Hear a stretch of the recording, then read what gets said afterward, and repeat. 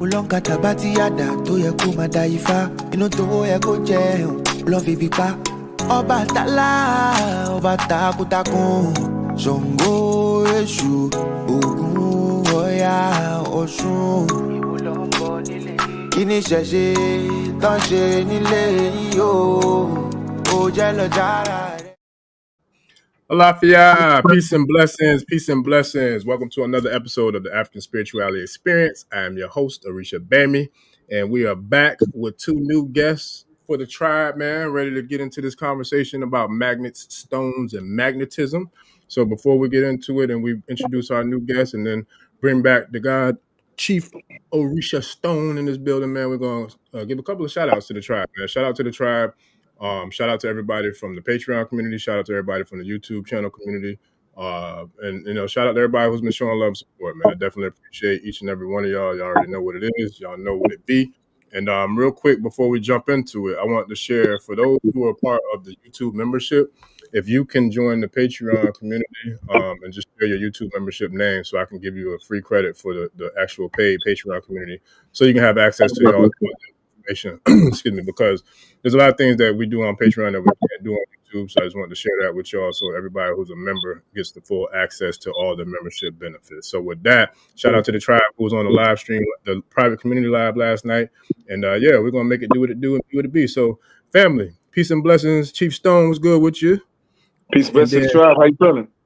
Man, I'm good, man. I'm ready to get this thing popping. So shout out to you first and foremost for bringing Uncle Hank and Baba Lau in this thing, man, to get this conversation started, because there's a lot going on. And I feel like with the power of stones and crystals and, you know, magnetism, I think that's something that we can use to our benefit, you know, as an asset versus being a liability. So with that, you know, Uncle Hank, man, some blessings and appreciate you taking the time to join us. How you doing? Yo, this is a wonderful honor. Ifa Stone, Orisha Stone, Babalaji, audience. It's a pleasure being here with you tonight. After that new moon and eclipse and autumn, we are officially in autumn. So I want to thank you for inviting us to the Ifa Barbershop. I say it's an honor and a pleasure, man. I appreciate you coming. Baba Lau, how you doing, brother? Peace and blessings. Welcome to the tribe. Welcome to the Ashe community. I'm doing great, my brother. Ashe. Pleasure to be here. Pleasure to be here. Likewise. We appreciate you, man. Appreciate you for joining us. So with that, you know, I heard a lot about, you know, both of y'all, and I definitely see the comedic background in the background for you, Baba Lau. I'm a big comedic dude, big comedic house. Even though, you know, we Ifa Sheshe, we definitely, I feel like we twins. We do it both. But with that, man, I see Uncle Hank, you got some things going on back in your background too. So can you kind of both of y'all share? And Uncle Hank or Baba Lau, who wants to take it first, like your journey and like how you got into, you know, this healing journey. So anybody I know that deals with crystals and stones, you're some sort of healer of some sort, and you're healing some things. So can you kind of share with us how, you know, your journey began and what led you to, you know, get into this space with the crystals and the stones? Well, No, you the youngest one. Go ahead, Laji. Oh, I'm the youngest one. Okay. Well, my journey started from a very, very long time ago, you know, to be honest. And it got me on the path because I'm having all kinds of scary things happen to me as a little boy, you know, growing up and raised in Christianity and not knowing what all these psychic experiences I was having, which led me to India, and Africa, and the 4 world tours, and actually, then it led me to my brother right over here, because I started saying, you know, I read about Soma in the scriptures and stuff, and I'm understanding that that's the theogens now. So let me check that out. And I had my brother Peter, he told me about Hank, and we hooked up, and it was a connection right from the beginning. And then we find out we got the same last name, so that our lineage is going back here in America. So, you know, it was just, you know, deep from there on, especially doing the theogens. Once we did the theogens, Hank was guiding me through the theogens, and I just took the ball and ran with it and started doing it on my own. It's in New Jersey, and then some down here in Atlanta, and we just been rocking and rolling. Sure. Now, when you say theogen, can you explain? I'm not even sure if I know what that is. What is theogen? Ayahuasca, bufo, San Pedro, mushrooms. Gotcha. But I'm not doing it. I noticed like a lot of other people. A lot of other people think they're going on psychedelic journeys. I'm not doing psychedelic journeys. I'm going in deep. And when I do it with people, if they're not willing to, do the spiritual practices with me, prayers, decrees, chanting, meditation, I tell them straight away, there's a lot of guys that can help you go get high. Go get high with them. If you're not doing it spiritually with me, I'm not doing it. Sure. As it is no money in it, really. It's not like you're gonna make money. So if you're not doing the real deal, go with somebody that's trying to make a couple of dollars. Sure. Yeah, now that's dope. So I never heard of that term. I never heard of it called theogen, but that's dope. Yeah, I love it. I love it. So you pretty much like, if you ain't doing it for the work, for like the real benefits of it, ain't miss me with that. Yeah, it's pretty much for real. I respect. And I'm offering, like Monday, Wednesday, Friday, Sunday, every other day, literally. And Orisha, you sent the brother Damon to me, and he's crack-a-lacking. He's in there like swimwear. He ain't playing at all. That brother ain't playing at all. He's in there, and so I appreciate that, and I'm gonna take care of him. And, so like we're doing the practices in the morning. Instead of we just talking, we're doing the practices, and that's a 2.5 hour, and I broke it down from 3.5 hours. And then on Sundays we do a study group, and it's powerful. It's powerful. Everybody can't hang. I remember reading where Master Kuthumi was saying, they came and they just couldn't stay. I guess that's just how it is. Yeah, everybody ain't all the way ready, man. And I look at it like consciousness too. I talk to a lot of different people who are in a lot of different phases and stages in their journey. And one thing I've seen from a long time ago, actually, everybody has a different consciousness alarm clock. You know what I'm saying? Everybody's clock goes off at different times when they awaken to consciousness. So it's like I could wholeheartedly relate to what you're saying in regards to people who who was on that journey for sure. Yeah. That's what's up. So Uncle Hank, you dodged and bobbed and weaved, man. You say you wanted to be the closer, I guess, the anchor man. So man, I'm gonna tell you now. Don't y'all try waking somebody up and they ain't ready. You better not. Look, our folks will talk about you bad in a minute. They will talk about you because you woke them up too soon. Hey. And a lot of our folks like to sleep long. Hey. Look, but the mummy still got to return. Yeah, that's true. Yes, sir. Yeah. So yes, sir. When I was a kid, I used to like collecting rocks. I used to like collecting rocks. And if anybody in your audience used to collect rocks, put it in the comments how you used to like to collect rocks. Because, all of us are little rock heads when we were kids. We'd find rocks, sometimes you got to be careful the type of rocks. We just had a show with, I want to give a special acknowledgement to Baba Alao Ifakunle. He just had me on his platform a little while ago, and I was like, man, you got a lot of nerve talking about some psychedelics with our folks. Because, a lot of our folks crazy, man. I say at least 80% of our folks are crazy. Am I lying? No and comment. Then you want to have the nerve to give them something other than a rock, because you're not really a rock, a crystal. So I want to acknowledge Ross Ben. I want to acknowledge those who prepare, the energy and the message. I've been on the platform with Brother Rich on multiple times. Special acknowledgement, Brother Rich, King Simon, Lloyd Strayhorn. And we got a community. We might be dysfunctional, but we know how to party. Listen. Say it with your chest, then, because we know how to party. I'm gonna tell you, we know how to party. Well, and when you said crazy, I got no comment, because people that really know me, they call me that all the time. I don't necessarily agree, but I think it might be, and I could kind of see a little bit of why they might say that, but I don't know that I agree that that's why that song. Remember that song they made? You got me crazy. Yes. You got me crazy. I do. Man. Yes, sir. Don't push me. I'm close to the edge. Crazy. You got me crazy. It's in our songs. Bubba mixing up genres and decades. I ain't mad at it, man. Go ahead and throw the mix on them. I'm about to lose my mind. You know, we're crazy. As long as we acknowledge we crazy, you know, put it in the music. Hey, We crazy. that part. Yes, sir. What crystals can help. Certain herbs can help. You look at us, we can tell we crazy. Hey, You know. like I said, I've been called that for a long days ago. I ain't agreeing to it, but you know, I can see why. You know, some people might say why they might say that. Yeah, you got to be careful when somebody get upset when you call them crazy. That's when you got a problem. Yeah. And make sure you're at a safe distance too, depending on who you Run, Forrest, run. Hey, because some people, boy, they might reach out and touch you, boy. You gotta be careful. You see where sometimes folks want to argue with a comedian at a live comedian show? You don't go into somebody else's wheelhouse. That's great. Now, That's crazy.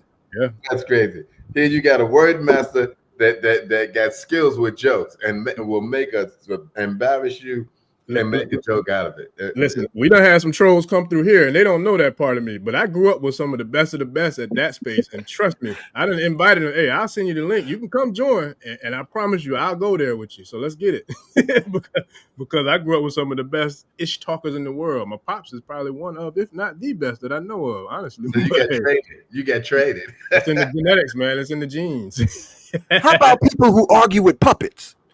I'm not doing that. Yo, we got folks in our community. You get take them to a puppet show, and they want to cuss out the puppet, want to fight the puppet. No, now you talking about different kind of crazy. Yeah, that's a different kind of crazy. Crazy. I had experience with a friend of mine today. She loved to call me and talk about politics and hang up on me, but when she get beat, and she said some nonsense today, and I said, "Okay, cool. Give me 3 references of what you just said." And she goes, Well, give me 3 references. What you just said. No, I go get 3 books. It don't matter, no matter what. She said, "Now give me the page." I said, No. Read this. Read this whole book. I ain't giving you pages. I'm not gonna let you. I'm not gonna do the work for you. You read the book, and they still don't want to go with it. They still don't want. So I realized, until someone is ready, and want to give out knowledge. My brother Hannibal Ahmed, he learned long ago, and he used to tell me, "Lodgy, let them Negroes go. They still need to grow." When I say Negro, I mean those who need to grow. He said, "Let them Negroes go. All this work you're doing, and you trying to convince them of the work you already did, let them go." Facts. Yeah, that's big facts. It's funny. I had that conversation earlier today. Like, you can't make anybody do anything, no matter who it is. You know what I'm saying? And it's like, at the end of the day, we're here to do the work. If you're ready to get the work, let's get it. But if you're not, we got to keep pushing, because everybody don't want to be saved, and everybody don't want to be woke up. Everybody don't want to be healed. For real. Yeah. So you better not let them suck their thumb and sleep. Don't disturb them, because you'll be in a world of trouble. Man, listen. Really, and shout out to Dean Mason, 71 and still collecting rocks and stones. I know that's right, Dean Mason. Oh, that's what's up. Yes, sir. Yeah. Yes, sir. That's what's up. So let me ask, Stone, you've been quiet. Let me bring Stone in here first, Orisha Stone. When it comes to you and your journey with stones, I think we know a little bit because you've been on several times. But can you kind of share with us how, your actual, I think you have, but can you kind of share how you connected with a brother like Uncle Hank, and then how his specialty with stones, kind of meshes and flows with yours? Because clearly there has to be some sort of camaraderie or some sort of respect for what both of y'all do, being, brothers who work with the stones. So can you kind of share that for the tribe for us? Most definitely. One, I appreciate your audience. That's why I wanted to bring him over to our Shade Network. Me and the brother just did one on his crystals, magnets, and pyramids. And I've been studying his network for at least 2 or 3 years myself. You know what I'm saying? This brother's been around for a minute. So every time that I come on your channel, we talk about economics, we talk about science, we talk about the esoteric aspect of the gemstones. Yes, so I mean, I can preach all day and forever, and like he said, you're gonna talk to yourself, or you're gonna talk to the masters that have been doing it for a long time and traveling and seeing these stones. Like the brother said, he's been doing it. He's 71 years old. We do it from the cradle to the grave. So Yes, on sir. as I respect your crowd, and I know who's in your crowd, and who's in your audience, who's on your page. I know that they want the science, so I brought the scientist, the alchemist himself. He has everything from he showed us things about xenon bulbs, which also this sparks us to even get into different kind of technology and study. He showed us that study these different things, rhythms, frequencies. Like this is Uncle Hank, but the same way we have Rod, I be telling them like we be having people on here because they don't have the same things. The same way you listen to Uncle Rod, this is Uncle Hank. You know what I'm saying? So I just want to be a Nazi, you know what I'm saying? Bring everybody together if I can and bring new information. Like everybody want to be that main guy. I'm the master student.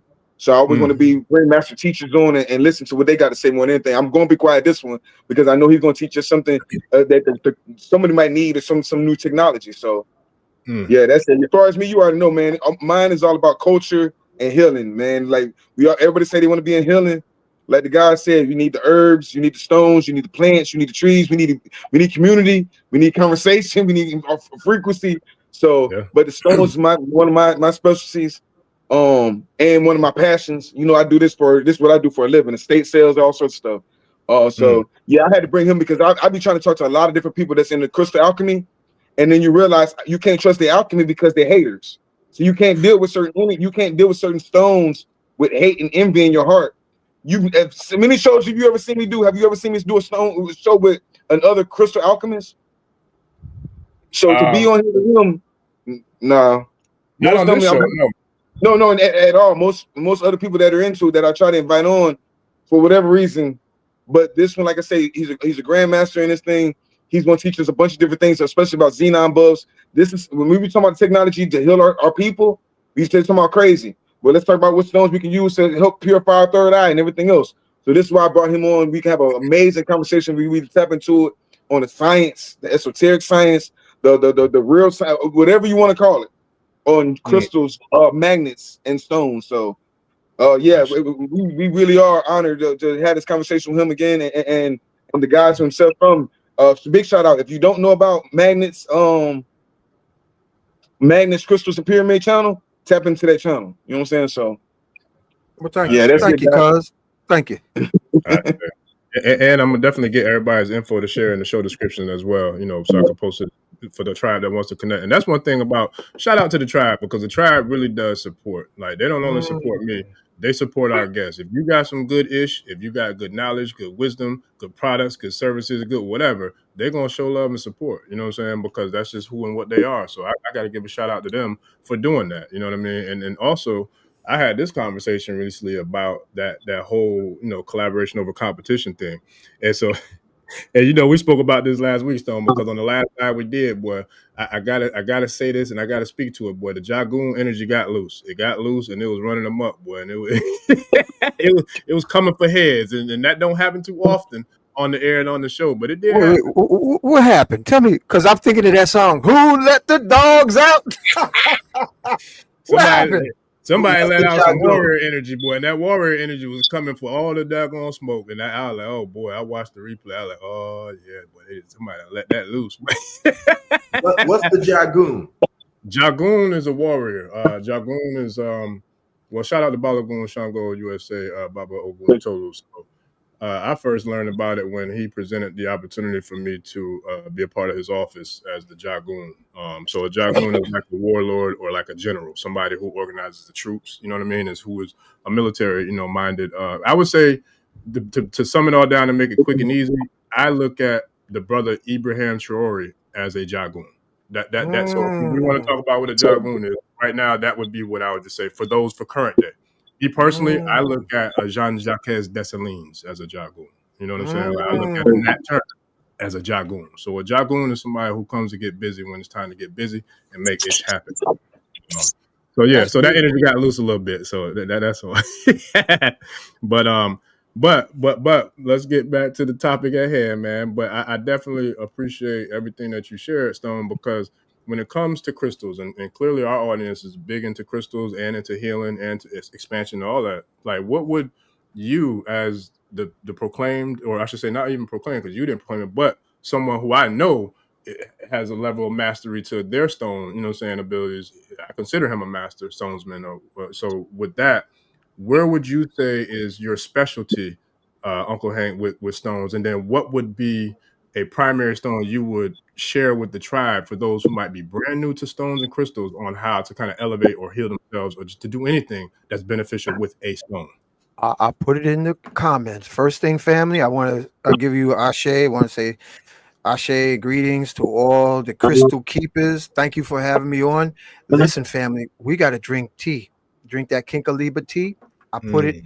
I don't know if y'all ever covered about Kinkaliba tea, but listen, last time I checked, number one cause of death in our community is heart attack.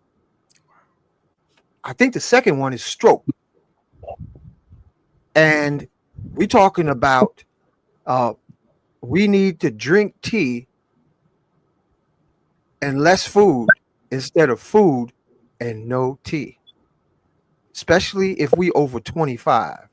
If you over 25, if your audience is over 25, it's better to drink Kinkaliba tea and no food than food and no tea. And Kinkaliba is from Africa. I'll put it in the comments, the spelling, so you can post it again. Kinkelibat. And you can order it on Amazon, or you can go to your local African market, and they call it Kinkaliba, Kakaliba. Special acknowledgement to the Superman of Senegal, Sheikh Amadou Bamba, Sheikh Ibrahim. And special acknowledgement to Sheikh Sufi. The Kinkaliba. Oh, I spelled it wrong. No, somebody else spelled it wrong. It might have been me. I was trying to type it as you were spelling it. What is it again? Kinkeliba. Kinkaliba tea. I got it. Okay. Now, if you're going to be getting into crystals, first you got to start with your tea because it assists you in decalcifying your first eye and your heart. So Senegal, Sierra Leone, Ghana, Nigeria, Burkina Faso, they all drink Kinkaliba tea. And I was turned on to it by Dr. Sebi. Wow. And I was turned on to mushrooms from Dr. Sebi's, one of his ace students. Wow. So Dr. Sebi was like Dr. George Washington Carver. They don't tell you how Dr. George Washington Carver used to have some shrooms and then go in the garden at 3 o'clock in the morning and telepathically listen to the plants give him recipes. Okay. Now, I don't want none of y'all to do that till you drink your Kinkaliba tea so that you can get rid of the all that cray out of your head so that you don't hear somebody say, I heard that tree talking to me. Yes, our ancestors used to talk to the trees. If you're not listening to the whispers of the trees, it's because you're crazy. But coming back, Kinkaliba tea. And, I'm not going to, if you on medication, you stay with your doctor. But, I'm not trying to tell you to do anything other than healthy food and drink. And get some maca. Now, I don't know if you can mix maca with Kinkaliba tea. I mix it with everything else. I haven't tried that, so I ain't going to endorse that. But the Kinkaliba tea, if you have weight moderation concerns and blood flow concerns, and if you got concerns, and if you got a little too much sugar concerns, Kinkaliba might be helpful. Kinkaliba might be helpful.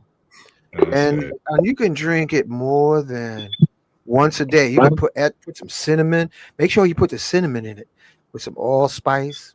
And then I like to sweeten mine with maple syrup. This was my fourth cup today. All right. Yeah. And what's amazing, it helps your memory. It's my job. Look at his. He be show him your jug. You be swigging from, bro. Look, I got to put some in my little jug to start swimming from because I don't know if Omi Tutu gonna do it.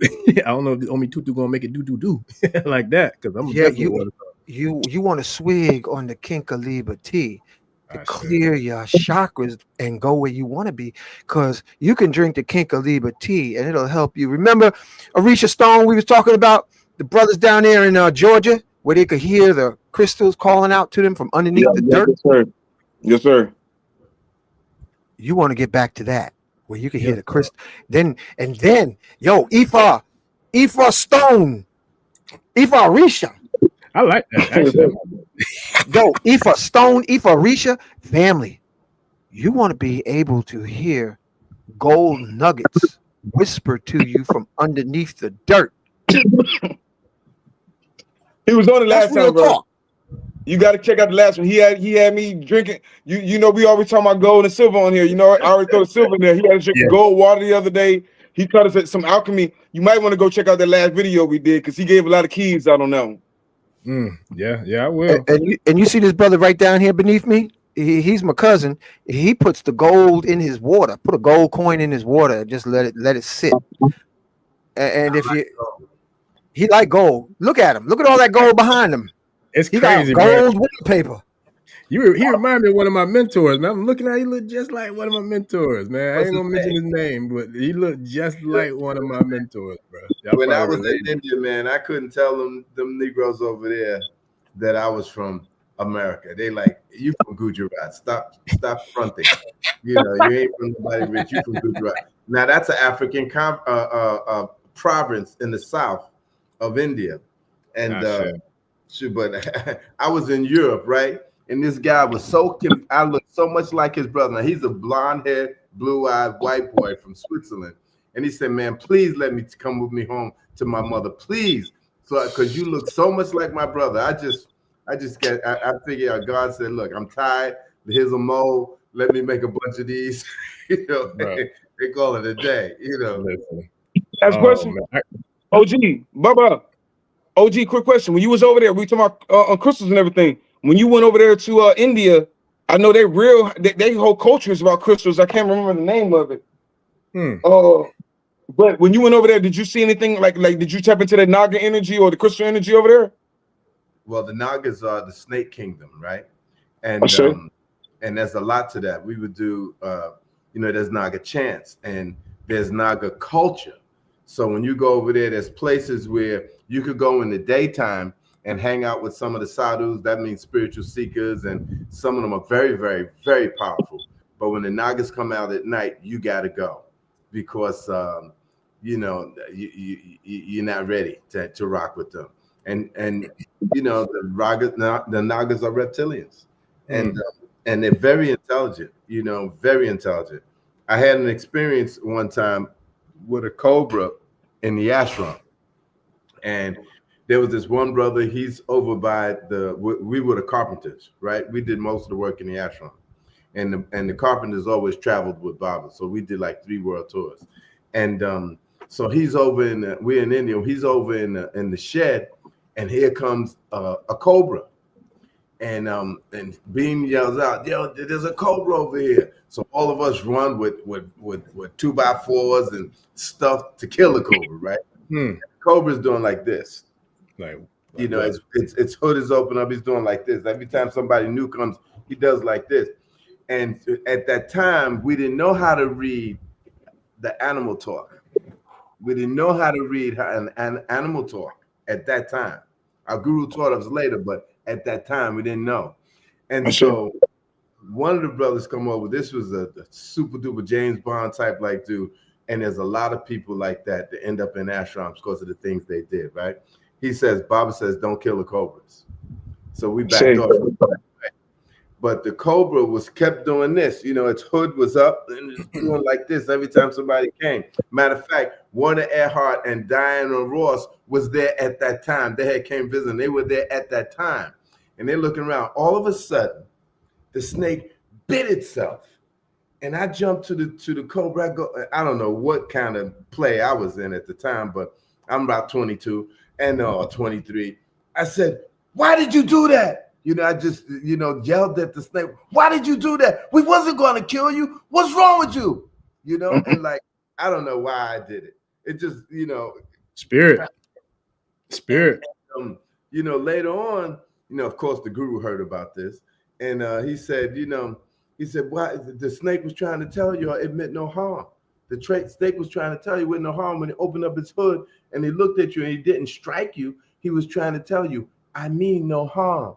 And he said to us, and this is what blew my mind, he said, now that snake has to suffer the penalty of suicide. He said, that being was here doing spiritual practices just like y'all. That blew my mind too, because Nagas are high beings. And, the world is a different place when you start learning things, Yeah. It's just that's deep, man. I want to, I'm sorry, go ahead. I think that's why we got to get off that meat, because we be so scared from the meat of the beef, the chicken, the turkey, the fish. They all know when somebody's getting ready to smoke them and chomp on them. So whatever I used to go to the deli on the corner and get a turkey sandwich, and then I'd sit in my car at night, especially at night, I would see like knives flying around and hatchets and things. And I was like, I can't mess with that turkey, because I be seeing their emotional imprint. And when you need to be calm, you get triggered by those emotional imprints that's gathered in your body. And then you bug out, and you bugging out on the emotional trauma of the oxtail, chicken wings, turkey, beef.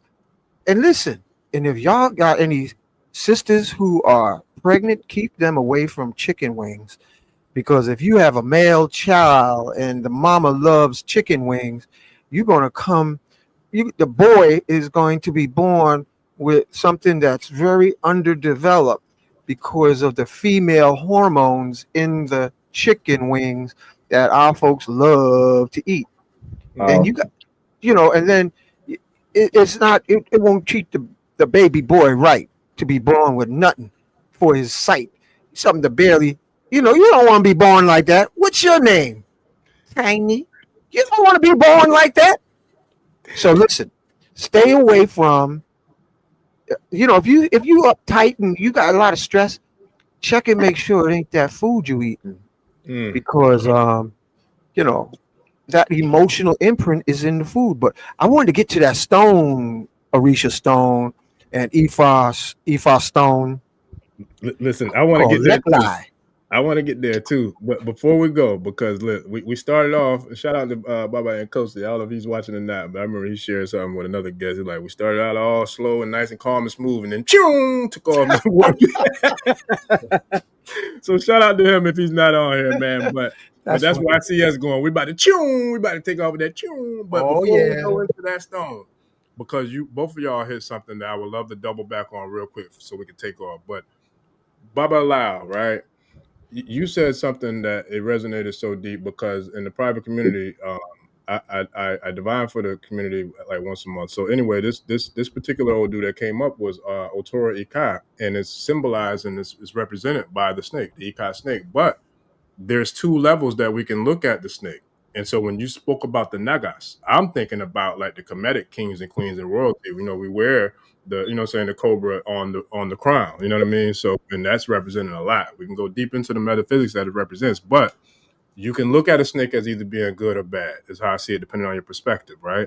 Mm-hmm. So when it comes to, you mentioned the word reptilian. When you say that, a lot of people will time travel or imagination travel into like these reptilian humanoid beings who we all know are, controlling some aspects or a lot of aspects of this current so-called existence. But is there a positive aspect or sector of a reptilian being, even if it is one that comes from the animal kingdom? Can you kind of share with us your perspective on that? And then Uncle Hank, I got one more for you too. So let's go back to a scripture called the Ramayana. And the other one is the Srimad, no, not Srimad Bhagavatam, actually the Mahabharata, Ramayana, Srimad Bhagavatam. All of them are talking about Nagas. But there's one particular, we're going back to the Ramayana. That's over 1 million years ago, right? When Lord Ram came to the earth. Now, you had this guy named Ravana, bad Mama Jama. He was so bad, he took over the whole universe, even the realms of the gods, right? His name was Ravana. But the birth before that, well, the birth before that birth, he was a divine being, literally in Vaikuntha with the Supreme Lord of the universe. He had the final beatitude, but he got cursed to come to earth. Now, bust it. So he comes as the bad Mama Jama from Beekman Street. You mess with him, you bound to get beaten. I mean, he's taking over everything. But he had a brother named Vibhisana. Vibhisana was devoted to Lord Ram.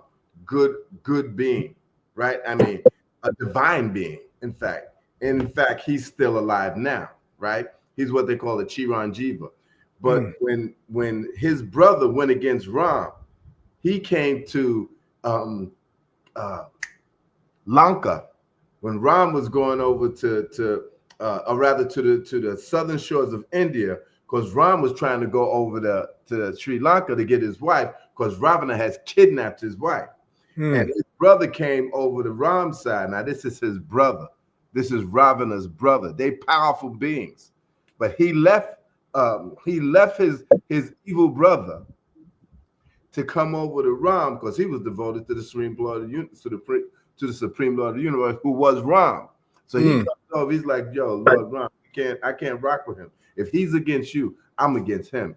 No good is going to come about by going against God."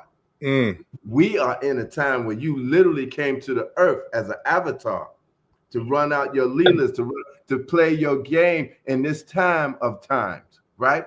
And it was like the golden age. You're deep in the golden age at that time. And he said, "Ain't no way in the world I'm gonna go against you for my brother." So I'm in your camp. And when you deal with the secret space program, they tell you straight away, there was the wicked Draco, and those that are good. You know that, and in fact, there's planets that keep these Draco here in check in the galaxy, especially in the galaxy. I mean, there's a book called and you get a real good idea of them, but this is modern stuff. The ancient stuff is in the scriptures, like Srimad Bhagavatam, the Mahabharata, Ramayana. It's a lot of stuff in there about them. But this other book I got over here, I keep it with my precious books. I'm looking at it now. This is something to get an idea of who they really are, because these boys don't play. They don't play at all. I'm talking about the wicked ones, but I check it. They are going to God through wickedness. The way you get to God through wickedness is 95% wicked and 5% good. Oh, this is deep. And that's a difficult way. That's not easy. It's a difficult way. The easiest way to get to God is 100% good, if you can. But as human beings, good luck with that. We're doing well with we tried. We tried. But we ain't doing well with that. I'd really like to show y'all this book, because it gives you a real good idea in modern times. Is it okay for me to go ahead, man, please share. And I'll jump over to the other question, and then we'll jump back, because the only person I can recall that I ever heard speak about some of this, like in depth, like the way you're going, is shout out to Billy Carson's, the Brother Forbidden Knowledge. Like, he speaks about a lot of those texts too. I know his mind is another one that's just, you know what I mean? Like, so that's dope, man. And I definitely appreciate you sharing that with us. Definitely want to check this out. Matter of fact, I gotta get this to show you too, because this is a puzzle. When I was in Hawaii, I went to the outer island, an outer island of Hawaii called Molokai. All right. Now, this was maybe before I had a brother come over. He's an ancestor now, but he came and did ayahuasca. And he was fascinated with reptilian information. All right, so I was like, okay, well, let's go ahead and get into this ayahuasca. You know what he told me? He went in and he was on a ship. This is a brother. He was on a ship, and there were reptilians bowing to him, like big respect. And he walked, and then he faced the mirror, and he was like a commanding reptilian of a spaceship, a huge spaceship. So I always remember that. And I'm not going to say his name on the show because now he's an ancestor. I went to Molokai, met with the Hawaiians because that's where they be at. You know, the rest of the islands have been infiltrated with outsiders. So Molokai is the island known not to even have a stoplight. So I went there and met a Hawaiian priest named John Kami'ikawa. And he said they live inside the island. Like Credo Mutwa said, the reptilians live underneath Africa. They teleported, the reptilians teleported into the kings and queens' bedrooms and terrorized them to accept the Europeans when they came to the shores. This is what Credo Mutwa, South African Zulu shaman, said. Now, I know his work. I got his books and I share them all the time. Yes, sir. Then going back to Hawaii, I went to a Hawaiian drum maker and big board surf maker. He would make big surfing boards because it was Hawaiians that taught Europeans how to swim. Special acknowledgement to Duke Kahanamoku. He used to hang out with, what's that book say? This is Credo Mutwa. That's what I'm saying. I know his work. I can share them too. Yeah. And so Bill Capone invited me to a kava ceremony. And while we inside his house that he made, all Hawaiian style, you know, the wood, polished wood, and the whole structure was shaped like a pyramid roof. That's wild. In Hawaii, the roofs look like pyramids. Okay. He slid a hand-carved serpent across his polished wooden floor. And he said, this is our God. They live inside the island. Say. Now, you know, I'm in Hawaii. I'm out there by myself, you know, so I'm like, you know, all right, that's cool. You know, I'm just going to drink my kava and take mental notes. You know, I know that's right. That's it. I'm 3,000 miles away or more. I don't even know how many miles it was from Brooklyn. All I just said on that little island, you know, I'm Hank from Brooklyn. But I think they're like the Clint Eastwood movies, Good, Bad, and Ugly. Yes. You know, you got some reptilians.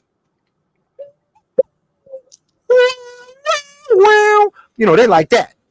You know, some of them good. Yeah. Some of them bad. And then some of them you don't want to be meeting. Oh, that's for sure. But that sound like us. Exactly. Exactly. We might. It don't matter what skin suit you in. There's some reptilian kind of cats right there by the liquor store on the corner. Now I don't know if y'all could see this. I'm highlight seeing you. the letters backwards. It's saying alien world order. The reptilian plan to divide and conquer the human race. Does that come in clear, or are the letters backwards? Oh yeah, I highlighted you. No, it's perfect. I'm highlighting you. So do your thing, and then we'll come back on after.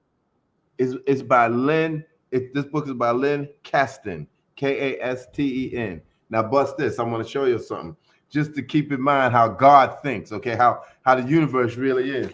Now, this is a picture of Garbhadaksha Vishnu, right, on the causal ocean, asleep. Look at what's holding him up. That's a Naga called Shesha, right? That's a Naga called Shesha. And one of the biggest problems in the galaxy is the reptilians are bad mama jamas. Nobody wants to deal with them because they very, very serious. The bad ones are real bad, all right? There was a story I wanted to tell y'all, and it slipped my mind. Well, there's the snake who is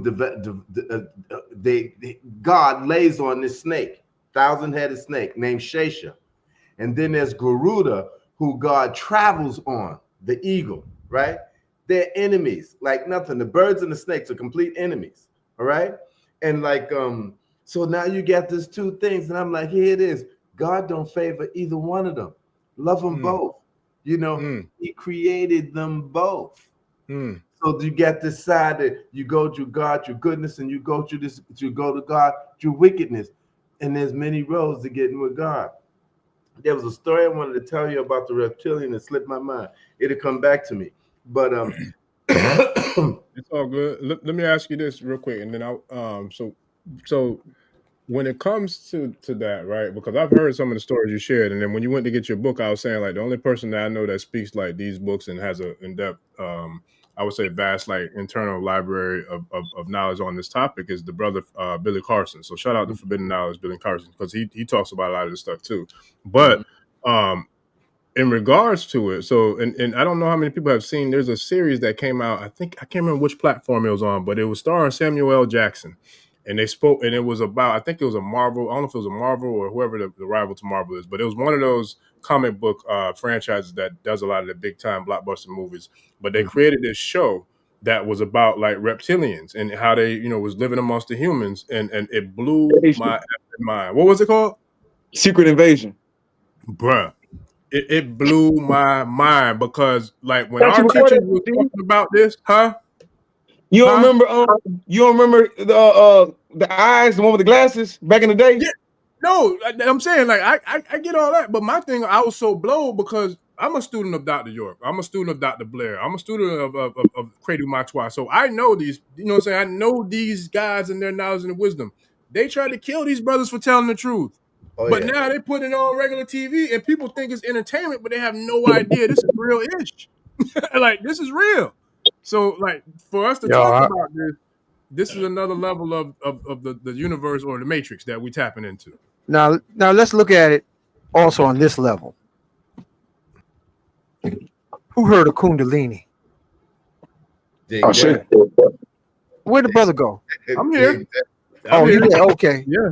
Oh, you just teleported off the screen for a second. I was like, damn, how you do that? All right. So listen, I know a sister, beautiful, heavy into meditation, and she said one day when she was meditating, a golden snake came out of her and rose up to her eye level and looked at her. And she told me, she said, I knew that was my Kundalini. So, us folks down here, presently, that's been genetically hacked, our folks too, we've been hacked genetically. Boy, oh boy. Gnostics say we got it all the way backwards. That the so-called serpent in the garden zoo, called the Garden of Eden, which was a zoo, was trying to get the humans to wake up because that so-called God, which was an ET, had them in a zoo called the Garden of Eden. It was a zoo. It was a jailhouse. And the snake was trying to say, listen, you could be free if you do some psychedelics with me. And I'm just paraphrasing. So the Gnostics say we got it all twisted, that we're being subject to these fallen or these highly advanced extraterrestrials. And if you ever notice, Billy Carson always make them look like black folks. So that's a whole nother subject. Amen. Am I right? Am I right? Yeah. Yes. All right. Look. All right. Yeah. Okay. Mm-hmm. Billy Carson always makes the Sumerians look like black folks. Now, my take, I'm going to tell you what my take is. As Atlantean offspring, as post-Atlantis golden age, we are living in the post-golden age of Atlantis. Family, those of you listening, you heard it on my platform. I'm going to share it on your platform. Get the book. It's called Hermeneutic Interpretations. I'm typing it in. By Fabre D. Olivier. I should. He wrote it in 1700s. And he said the black race defined themselves not as Negroes, not as Africans, as masters of the universe. Not planet, universe. And the word Atlantis means master, according to Fabre d'Olivier. And Lant means universe. And what happened when Atlantis sunk? Another reference is Edgar Cayce. Edgar Cayce said the Atlanteans basically got arrogant, cranked up the crystal power so high that it melted the foundation of Atlantis. And that's when everything, the reptilians was our slaves, became the masters. The Europeans started doing the will of the reptilians. So we had everybody up underneath our feet because we were masters of the universe through the ancient Egyptian word called Nuk Pu Nuk. That means I am that I am. We were self-described gods of the universe. We said we were gods, and we had technology to back it up. I see. So Europeans remembered being our slaves. We had a nuclear war with India and nuked India to its knees. Atlanteans were so bad, they sunk Lemuria. I don't know what it was, over a dice game or what was the reason, but we are not innocent. We're the offspring of the fallen multi-million year empire known as Atlanteans. All right, so I'm giving you the books. Look up Edgar Cayce, what he said. His name in Atlantis, Edgar Cayce said his name was Ra-Ta. And he came over with Tahuti to establish an Atlantean outer city in what we call Cairo, became Kemet. That's what Edgar Cayce said. And the book, Hermeneutic Interpretation, shows that the Europeans who were Atlantean slaves for hundreds of years, mining timber and precious metals, mining timber and precious metals for these flamboyant anti-gravity ship riding brothers, that their women would be attracted and want to ride in these anti-gravity ships with the brothers laced in their gold, and you know how brothers got their swag. All right. And so when Atlantis went underwater, according to Fabre d'Olivier, they had a crusade that went global from Europe into India, and that's where you had the Aryans set up the caste system and said, don't let these, what we now call Negroes, don't ever let them remember that they forgot that they forgot. I like all right. that. Don't let these super hyper dimensional lords of the galaxies ever remember they forgot that they forgot. Let them sleep, dagnabbit, but they can play some sports, but don't give them nothing else.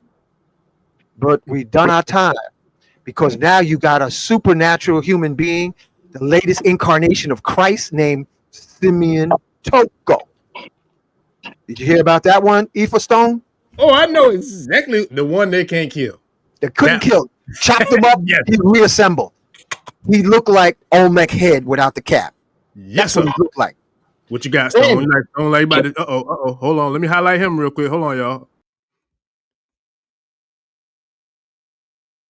You see it, OG? Oh yeah, I had to highlight you. I'm gonna jump off to you. No, I was showing you something. You were asking about the reptilians, right? And OG said something about he was talking about the civilization, about when the teacher came down and trying to teach man, or he said the Gnostic text, and he tapped into that. In our text, in ancient Kemetic text, in ancient West African text, in ancient American text, I can show you where the serpent has always been our savior. The serpent has always been our teacher. The serpent.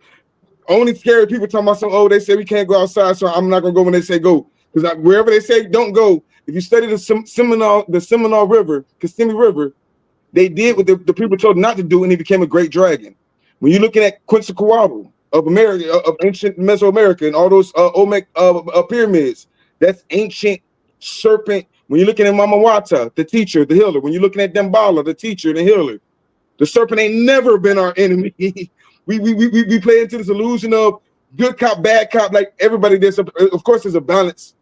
But even when I hear people talk, there we go.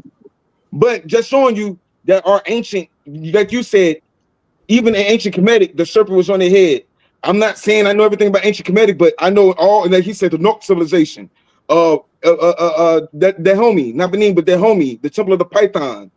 These are all healers. If you understand what Damballa is a healer. If you understand what Sekhmet is, the mother of the serpent, like people they claim all these different things, and then they do the half in, half out thing. Like, oh, all hell Sekhmet. Sekhmet is the mother of the serpent. All hell what? Special acknowledgement to our brother who just made his ascension. I'm using very specific acoustical words, family. We have a brother who is an elder who did his ascension. Yeah. Baba Haru Ra-Ankh Samaj has made his ascension. Before he made his ascension years ago, you know what he said? The hieroglyphs always started with the words Nuk Pu Nuk. At the beginning, at the end, I am. I am. Sentence. You start and end the sentence with the words I am. That's what Baba Haru Ra-Ankh Samaj. Salutations, may you dance with your with the ancestors, my brother.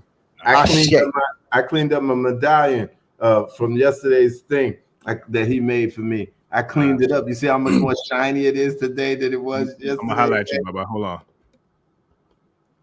I cleaned it up because I put it in, he showed me how to clean it up. So I put that bad boy in there. And the mantra is up here in the cartouche. And this is a whole bird back and front. But I cleaned it up this morning, just to give honor to the brother.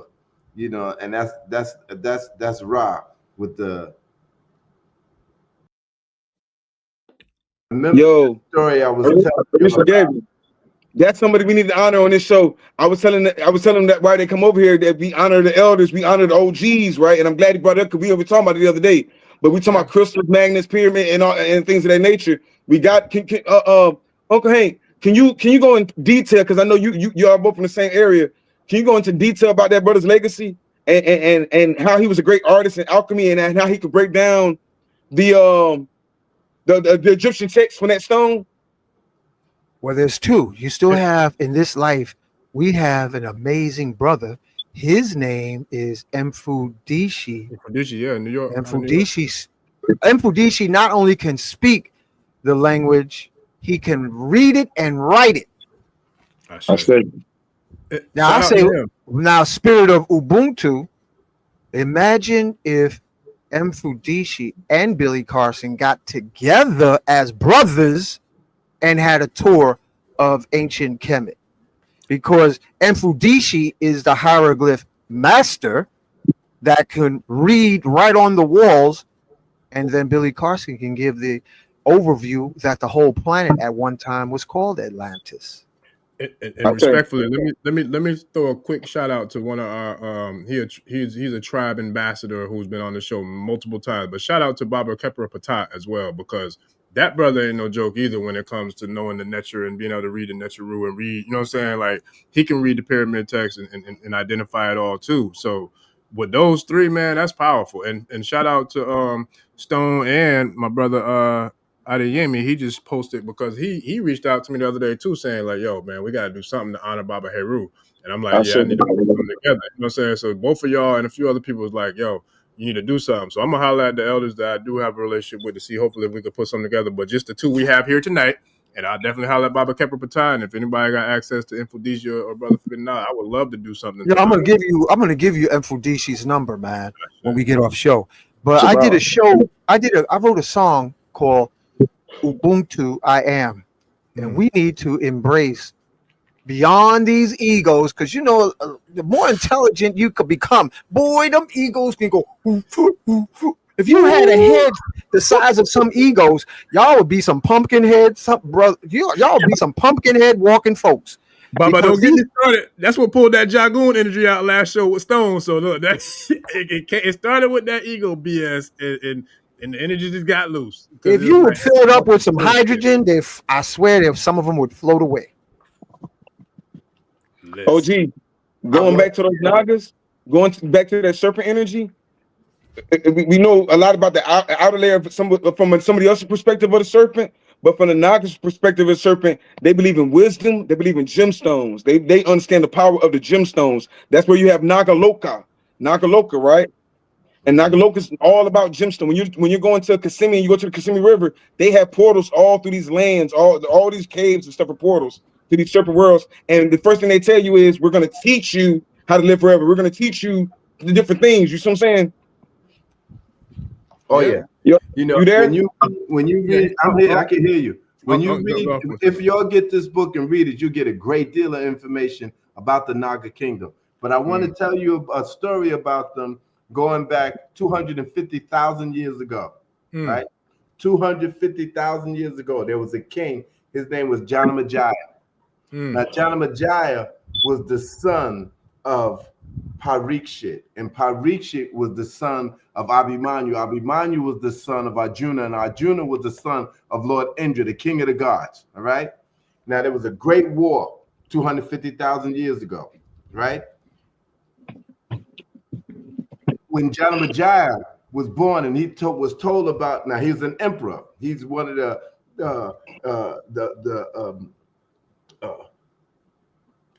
he inherited the throne after all his whole lineage was wiped out, right? But his father was killed by Takshaka, who was a snake, right? Snake, a powerful snake or powerful Naga, right? Now I'll show you the picture where he actually is being killed. But here's the deal. So Janamajaya decided, I'm taking out all the snakes. And in those days, they had the technology to call the snakes with mantras to his fire pit. Right? Now, they was coming. And there was this other siddha, a powerful spiritual being. His name was Jarat Karu, who married a woman named Jarat Karu, all right? But his destiny was to stop the snake sacrifice. They were killing millions of them, calling them from the interior of the earth and all like that, all right? Now, bust it. Political protocol dictates if someone tries to take out your whole race, it is incumbent upon you to take out that race, because if they did it once, they may do it again. This is political protocol, all right? Bust it. Sound like the art of war to me. Sound like what? The art of war. All right, boom. Yeah. And so years later, as the human race declined in its ability to be superhuman, all right? The Nagas, or the snakes, because they can change their form, right?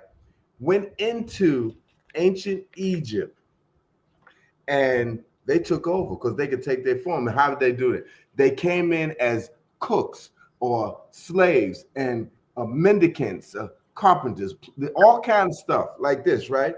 And they wiggled their way into all the kingdoms of earth, got into real close positions of the kings or the emirs or the pharaohs, right?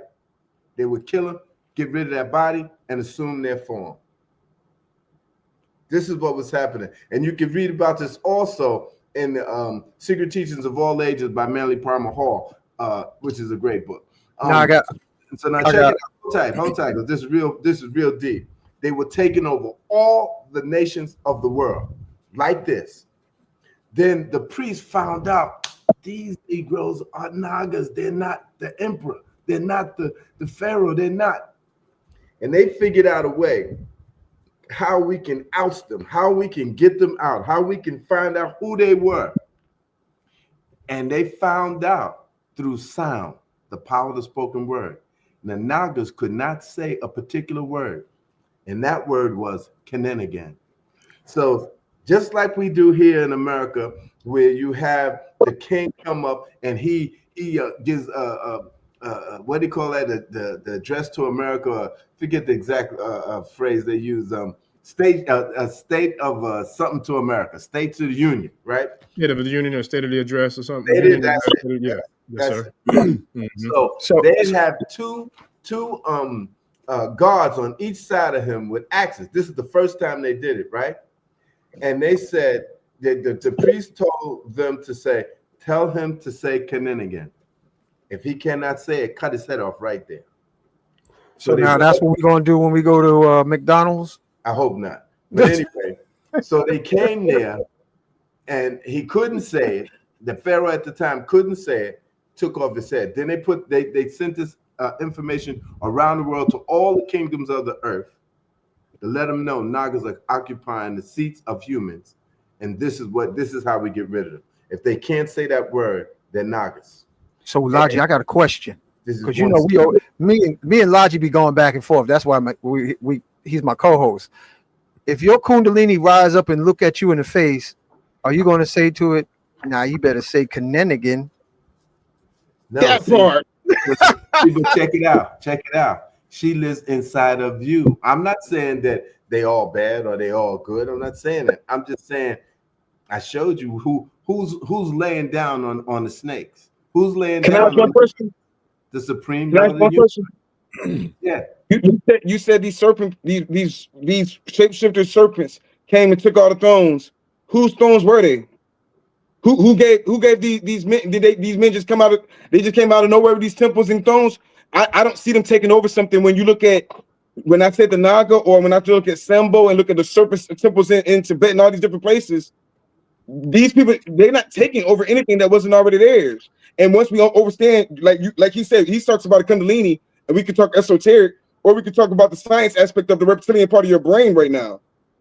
I don't mean to cut you up, but I wanted to get into this earlier when it came up with reptilians, but we can go back to the birth process. Every person who was born from a man and woman, we start out in the formation of a tadpole as the spermatozoa of the male, which is what is that? And then you would talk about the Kundalini, the spinal cord. We talk about that's all serpent.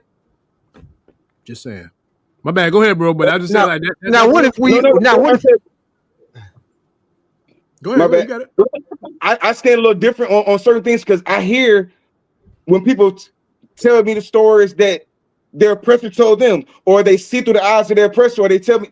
I don't see them. I go to the elders, and I go talk to the serpent myself. And nobody can tell me when I can't go outside because I went ask about me. You know, Orisha Danny. I go talk to him myself. The dragon is the great mother. The war started, and we know this. If we're gonna go have the story, tell the whole story. The war started against this war against the great mother, right? So it was never. There's never been a time where the serpent was evil against you or anything. The serpent has always been sent to teach you. And if you look at any indigenous Kemetic, wait a minute, ask the Nomo. Wait a minute, isn't the Nomo? We talking about everybody wants to be Dogon until it's time to go. Don't the Nomo? Ain't the Nomo? What did they say the Nomo was? Everybody want to be conscious, but you don't want to acknowledge. Uncle Hank just said when that serpent does, you know what I'm saying? We talking against ourselves. Well, they talking against themselves.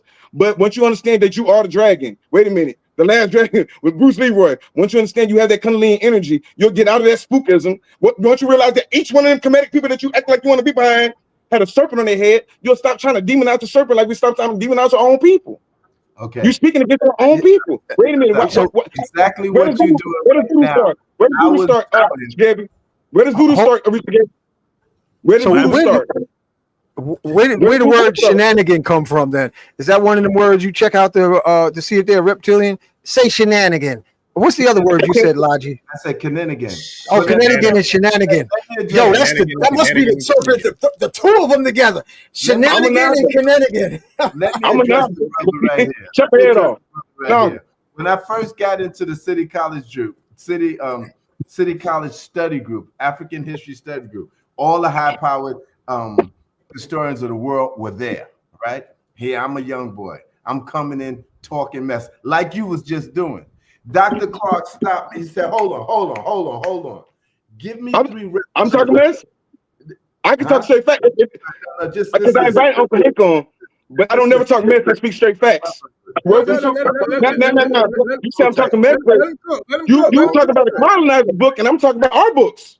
Right. You were talking about what the Kabbalah said, but I'm telling you to go to the ancestors and show me one of the ancestors that said it. You can't do that. You have a comedic thing behind you. You don't live that. You're telling us of a war that was against what we say we stand for. You're not making sense. What side are you on? Because you're not going to say the Naga, oh, we got to be scared of the Naga. Oh, you're talking about something that they told you to be scared of. Anything that they told you to be scared of is the exact opposite. Everything's vice versa. That I'm dragon gonna get a energy. cigar. I'll be right back. I told you that, and you still went with it. I need you to let told you that, and you still went with it. Give the same respect I gave you, and just hear what I'm trying to say. Yeah, let him I talk. did what you just right did. back, though. We'll bring it right But back. I didn't insult you at all. I say the mess you be talking, because you talk a lot of mess, but I never said the mess you be talking. Don't care. Check it out. I did what you did among every book that he says he reads. He's not reading them. You don't want to show me. I had the books right here. I'm the booklet, right? But let him cook, Stone, because trust me, you know I'm gonna give it right back, man. Listen, this is come on back. Go ahead, let me finish. So I can go ahead and tear it up. I didn't do what he was doing. I didn't do what he was doing. I got you, but you know we're gonna work through it though. But he's Dr. Ben. Dr. Clark heard me talking to these Negroes that got 3 times my age and way more of experience and knowledge. He says, hold up, young boy. Give me 3 references for what you just said. And I go, you know, and all like this. You said it. I don't. He said, give him 3 references. My apologies. Go ahead. I got 6 ready for you. Let him cook. Because listen, after he finished, I'm coming back to you, bro. Trust me. Everybody get a chance to cook. Here it is. I want to be among these brothers here. And I'd love to know, because I done read their books, what they know. But they said, and they broke it down to me. Don't go on what you believe. Go on what you know. And then as you go deeper and deeper into what you know, you're going to find out that you only know what happened in your life. You only know what you experienced directly. Everything else that you think you know, you got out of a book, unless you got empirical evidence going out in the field in Egypt and India and around the world 4 times. That's all you know. You don't know even what's in these books are true. But you have to, if you're going to speak among intelligent people, especially white people, you need to be able to give references for what it is that you're saying. And you don't want to get caught out there like Billy Carson got caught out there trying to challenge that white boy. And look, y'all pick a Billy Carson. I would hold up, pause, because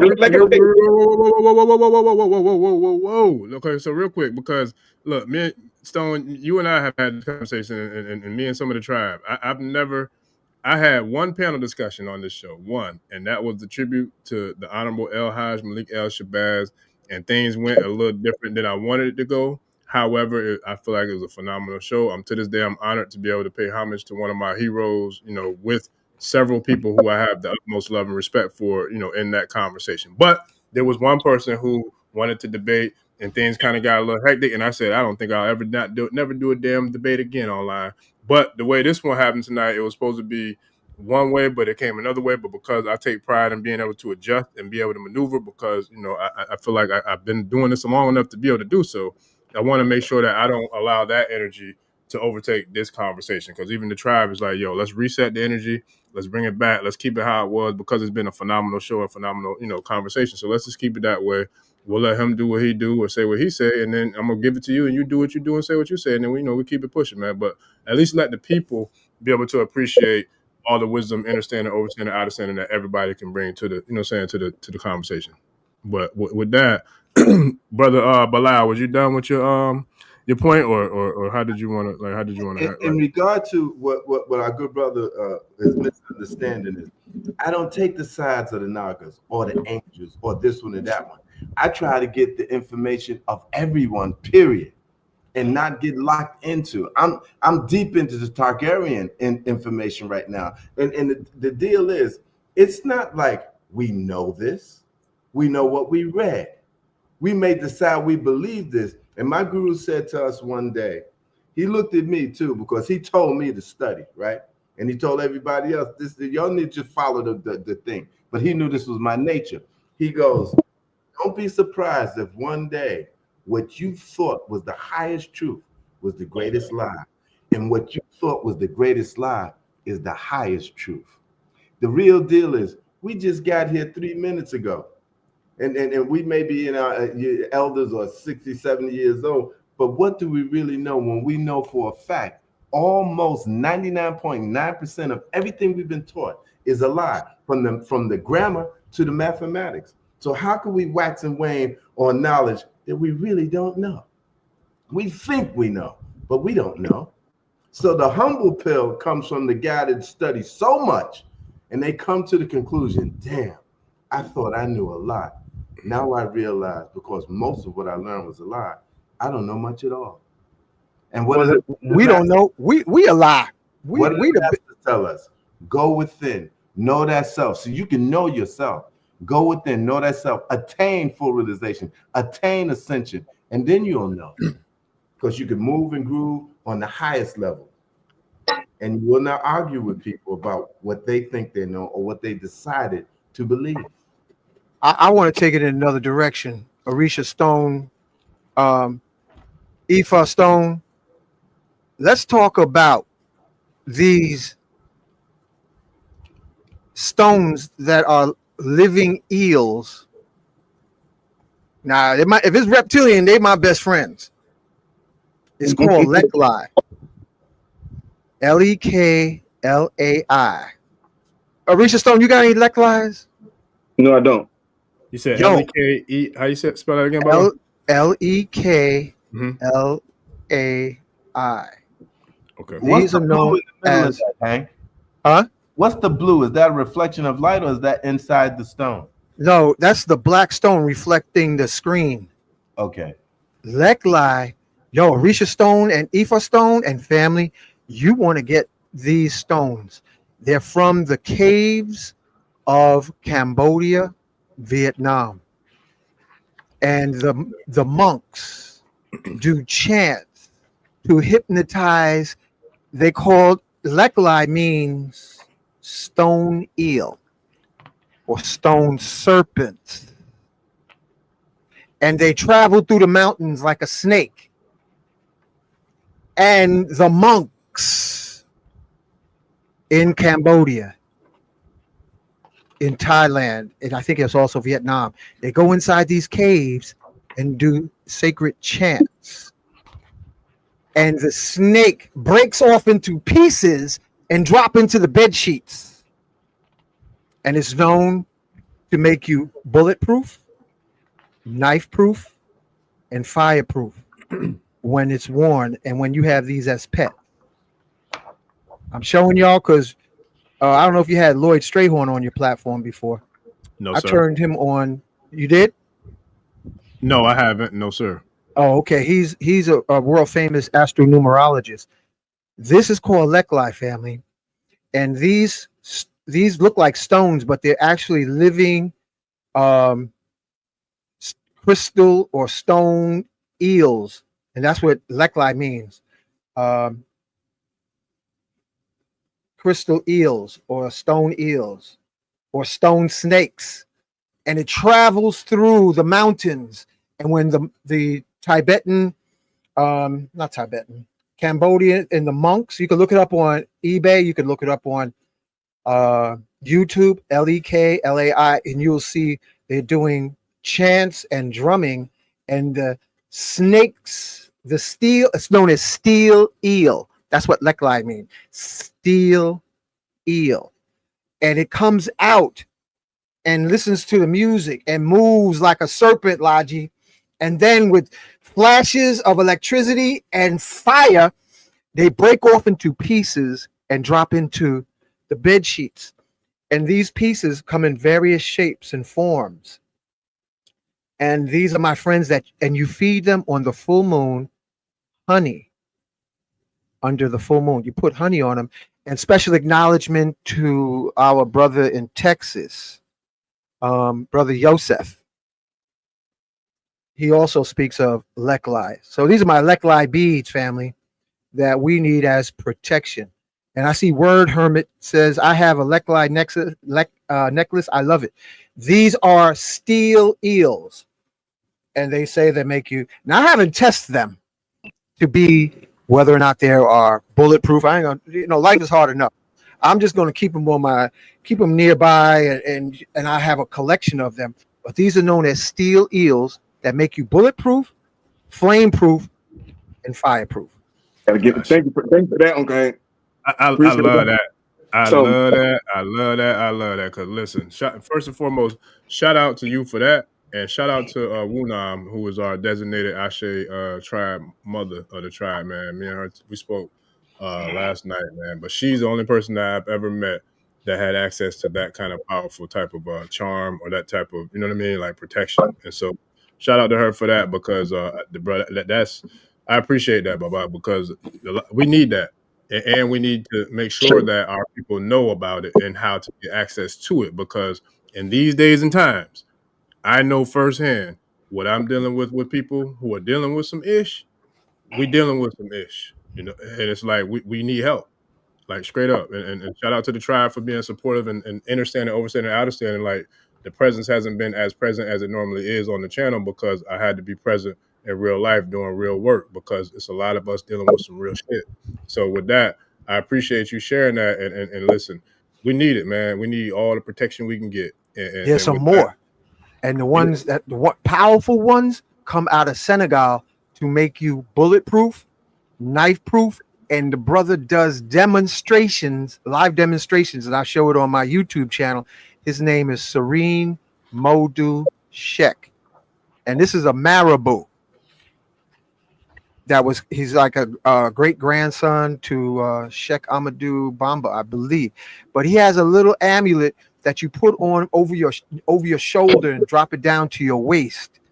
And he pulled out a knife, sharpened knife. I videotaped it, and he sliced right through the watermelon. And he put the necklace on, and then he started hacking away at the soft side of his forearm and the soft side of his knee. And the only thing he said, it might give him a bruise, but it didn't cut. And they're not the only ones. Our brothers in Senegal are not the only ones who have one of those bulletproof.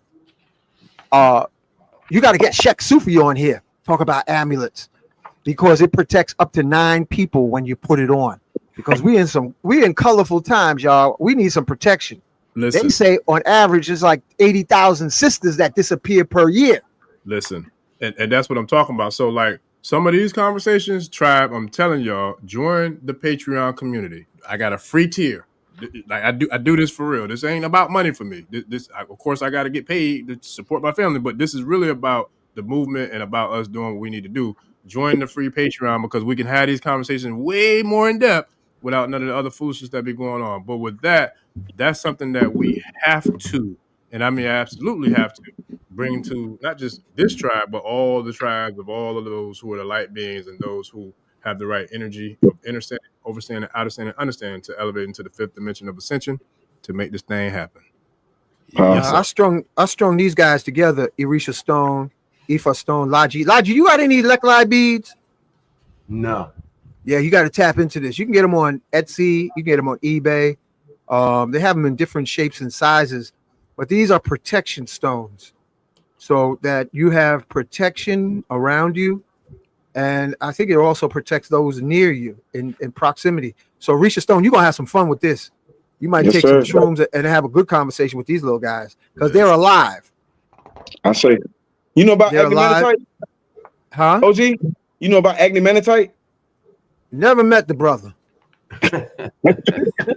The stone you were talking about right now, the brother said he go to India. There's a couple stones. There's one called Columbianite, agnemanitite, and centimani stone.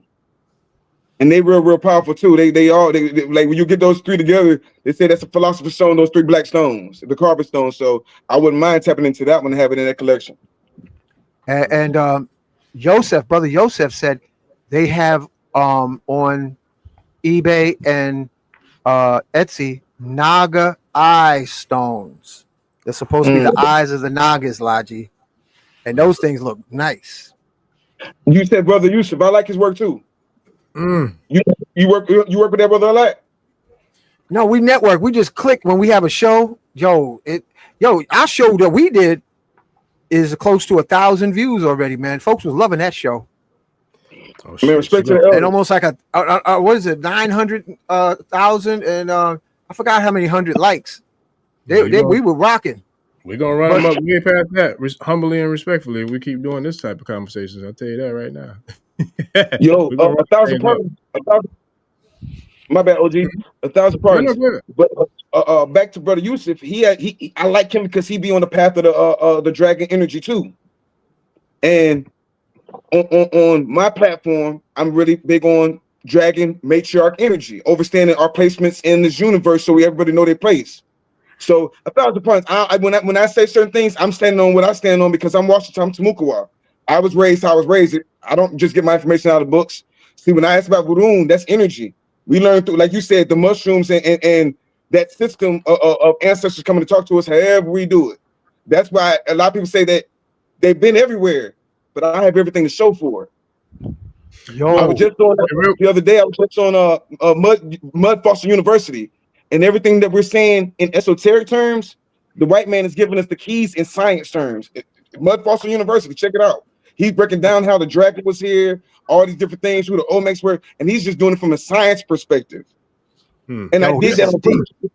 I just sit there and let him talk, and he has a bigger platform. He's older than everything else, and he all he did was confirm what I've been saying forever. And just when I speak on the matriarch or overstanding, I don't care what nobody says about it. I know who I've spoken to. I know what mission I'm on. But you know what I'm saying? So, Stone, real quick though, and this is just for a complete 1 million, 1 trillion, 1 billion, whatever you want to call it, complete percentage of authenticity and transparency. You know, you and I speak all the time about the numbers, right? Yes, I do pay attention to them, but you know what I tell you, I don't give a muck about them for real, because my gauge of what the numbers should, I feel like, articulate is the impact. What are you really doing? Who are you really serving? How are you really healing? What are you protecting? What are you manifesting? What do you have as a receipt that can show you took somebody from this place to that place and they are much better off for who and what you did for them? If you can't give me none of them receipts, I don't give a fuck about your numbers. Fuck them numbers. Respectfully. Most definitely. But with that though, because I want to keep this on the straight and narrow and not let that energy take over. We already had one of them. I don't want to do it again. But because I got to get off, man, it's been a long day. I've been putting in a lot of work in real life for real people, and I'm proud of that. So shout out to y'all, because y'all know who it is, the tribe and a lot of other people. But we had some people who had some phenomenal questions, man, and I'm telling you, if I could, I would do this for 2 or 3 more hours, and we've done it before, but hopefully I can, get together with all of y'all where we can make it happen again, excuse me, in the very near future and do that. But we had like some really, really powerful questions, man. So if y'all got it, in your schedule and in your timeline, if I could bring a couple of it. I'm looking at what some Yodele Orisha Tosin said. I started a few of them because I wanted to ask for myself. So if y'all don't mind, shoot, I'm gonna bring one. I can't see them. So shout out to Tavi. She said, what's the power of sacred geometry and symbols and stones together? I see the Metatron back behind you. I think she's talking to you, Baba Hank. I see. That's the shape of our blood, Tavi.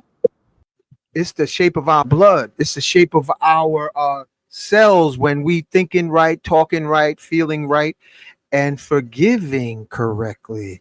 We have sacred geometry on the molecular level of our bloodstream, our blood plasma, our organs. All this sacred geometry is what's inside of us.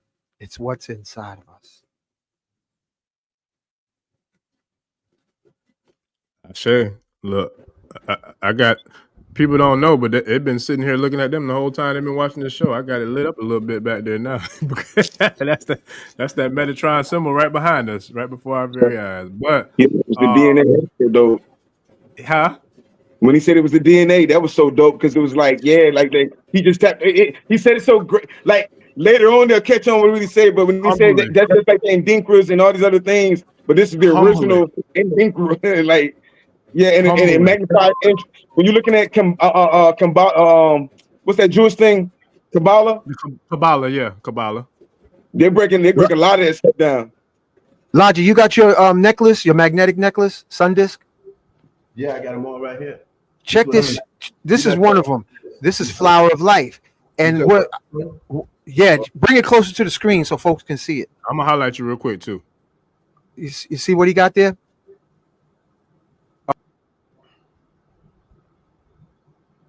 And it's keyhole geometry that the body cells recognize. The sacred geometry. Our cells, our organs recognize sacred geometry, and then it's receptive to receive the energy. Yeah. This sacred geometry is important for the cells to absorb the energy, because they say if the keyhole ain't right, I ain't letting you in. Like our sisters be saying sometimes. Now, what's this one, Hank? Intergalactic passports. Or that's one of a kind. Look at that sacred geometry. So that's what I'm saying. Intergalactic passport. What you just said was, I always say intergalactic passports. They represent. Yeah, it is. The symbol represents you. So y'all working together. That Metatron calls them angels. That's angel. Like you can tap into angel magic with the right frequency and the right symbols and the right colors and the right stones. Keys of Solomon. Yep. Bruh. You know what I'm saying? That was Keys of Solomon. Hey, look what he got here. I don't know what kind of magic you put into these bad boys. The double with the gold tips, pyramids. Listen. Boy, I put that on and I'm in the meditation. Bingo bango. Like sacred geometry. Hey, if we act cuckoo, it's because we're in buildings and apartments that have low ceilings. Low ceilings makes melanin cuckoo. Yeah. Right corner angles, where the ceiling and the walls come together, that right angle makes folks who are melanated richly cuckoo. So if you are in a low ceiling, have a bunch of 90-degree corners where the two walls and the ceiling come together, melanin is a double-edged sword, and this is what they don't talk about. Melanin is a carbon-based molecule. Y'all listen close, family. Mm-hmm. It's a carbon-based molecule. That means that it has quantum, super speed, access to multi-dimensions. But guess what filters are made of? Charcoal filters. Melanin locks in, holds toxins. Melanin locks in, can't forgive. Melanin locks in, holds a grudge better than anything else, because its propensity to hold on to negativity, but when it's negative free, it's quantum access to the cosmos and eternity. So if you pride yourself as being a keeper of melanin, you got to be responsible for filtering what will charge up your multidimensional intergalactic skin suit Ferrari so that you don't crash and burn, because you can't learn how to let go and let quantum energy flow. Because right now we're talking about AI. Everybody's all excited about AI. You are AI with your personality, with your ego. You are artificial ignorance. Yeah. And then when you pull that ego off, ancestral, behind that is the light of God. Yes, sir. So don't get excited about AI, because you are QI, my brothers and sisters. You are quantum intelligence. So be not concerned about AI. Learn how to rock it. Learn how to make good music with AI. Learn how to apply AI to be your servant, gods and goddesses. And while I'm on the subject of gods and goddesses, we are now in the cycle. Kings and queens is obsolete terminology, my brothers and sisters. Kings and queens is obsolete acoustics. It is now time for sisters to refer to the brothers as gods, and the brothers to refer to the sisters not as queens, because queens is regional. Goddesses is quantum, galactic, multi-dimensional. So you cast an acoustical spell on the sisters, and the sisters say it from your hips to the brothers. Peace, God. Peace, goddess. Goddesses and gods is the cycle we're in. Yes, sir. Yes, sir. Yes, sir. Yes, sir. Listen, and the tribe's going absolutely bananas too, man, because we had a little bumpy we had a little turbulence in the flight, but don't get it twisted. We still gonna land this mother love right. Oh, that's when we were shifting gears. Well, that's what I'm saying. Like, that's why I said the tribe be tribing. They know what it is. Yes, sir. I gotta ask you a question. An important person wanted me to ask you this question. My son, he actually asked you a great question. I didn't have an answer for him. He said, why does darkness absorb negativity? Why does it absorb? Why? He didn't say negativity. He said, why does it absorb darkness and blackness? Why does it absorb? Who's asking? Somebody want to know? No, my son. Oh, tell him charcoal filters is what cleans the water in filtered in fish tanks, and charcoal filters are also used for cleaning air. That's carbon-based technology. However, the other side is it makes excellent orgone. I have carbon. I use the soot from boilers to mix with resin to create orgone pyramids, beads, because it's a conductor and it collects sunlight, ethereal light, and orgone. So if y'all don't want to spend a lot of money, take ashes from your certain wood, oak wood, cedar wood, hickory wood, and make orgone. What you got there? I was gonna ask you. That's why I'm gonna ask you. Is this orgone? I think this might be. That look like orgone, bro. It's layered. It look like it. So y'all could use charcoal, which is carbon, because listen, we are all carbon-based life forms. Yep. Carbon is black. Yes, sir. Carbon-based food, carbon-based fuel, carbon-based life, and the next level or another level is crystal-based fuel, crystal-based life forms like Nikola Tesla said. Oh, I gotta tell you this before we go. Yo, I was doing ayahuasca and I asked that pale-skinned dude named Nikola Tesla how to improve the Tesla bottles. And he told me some technology. Yo, Orisha stone, Logi, you heard this before. Aether stone. I asked Nikola Tesla, I said, who are you really? You know what he did, family? He unzipped his European skin and there was a tall, bald-headed brother, midnight blue-black. And I said, who are you? He said, I am Amenhotep. So special acknowledgement to the sci-fi author who wrote those books. You know who I'm talking about, Aether Stone? Octavia Butler. Special ashe to Octavia Butler, because she said we are supernatural beings that can skin hop from one person to another. Remember that movie Denzel Washington was in, where the spirit was hijacking, popping, boom, boom, boom. Yes. And the song, I even remember the song. Time is on my side. Yes, it is. And he was hopping. Hey, Baba, shout out to Sophia Stewart too, the mother of the Matrix now. The mother of the Matrix in Terminator. Because Sophia Stewart, yes. You know, they stole all her ish too now. All that came from the womb, man. The eye of the womb, man. The melanin. Yeah. So we can't get caught up in skin suits. So what if a brother comes down here in a reptilian suit? One of these days, yo, we've been everything, gods and goddesses. We've been reptilians. We've been crystal beings. We've done everything.